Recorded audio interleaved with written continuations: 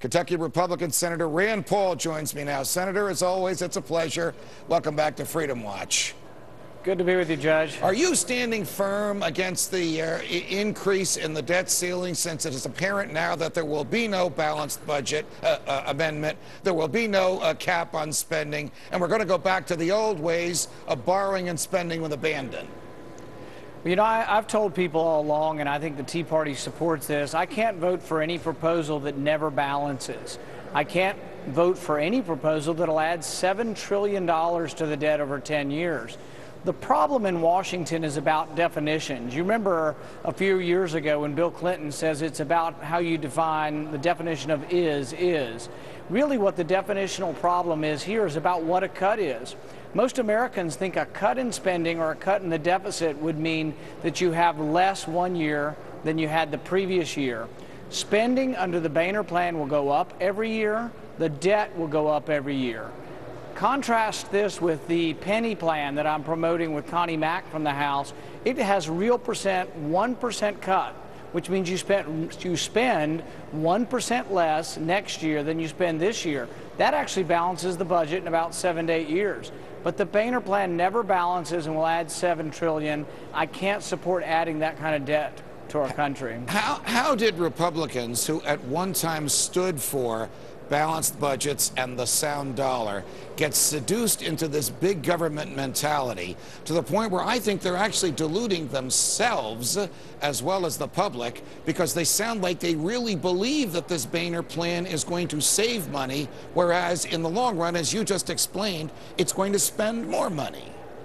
Yeah, here's the problem. Everything in Washington, people get so caught up in here talking about a baseline budgeting. But the baseline budget goes up 7% a year. So if you cut $1 trillion, but you were going to add $9 trillion in debt, that means you cut you're going to have $1 trillion less in debt, but you were already planning on adding $8 or $9 trillion to the debt.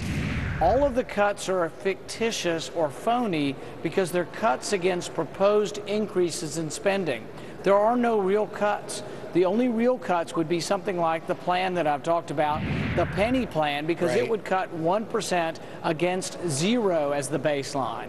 Does the government of the United States of America deserve a AAA credit rating from the rating agencies? Stated differently, shouldn't we expect that that rating will go down in a week or so?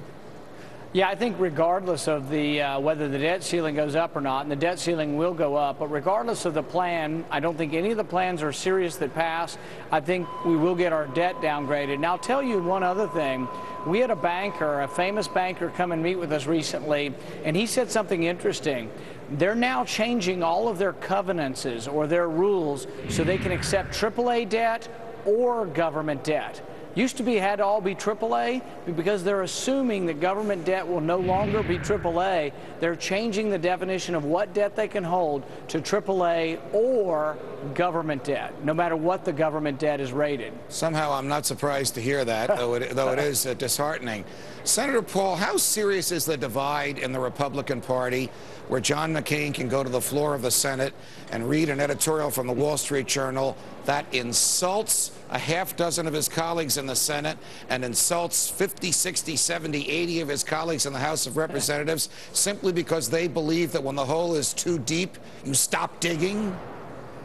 Yeah, I guess I took it a little bit more lightheartedly. When I was called a hobbit, I decided, you know what? I'd rather be a hobbit than a troll. The hobbits were the heroes in the book.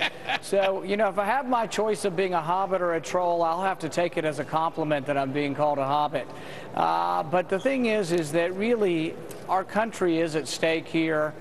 Spending is out of control. None of these plans will change the trajectory.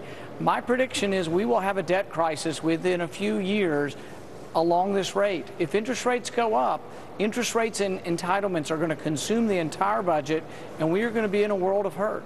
Senator Rand Paul, it's a pleasure. In these difficult times, we appreciate your time. Thanks for joining us. Thank you. From the Senate.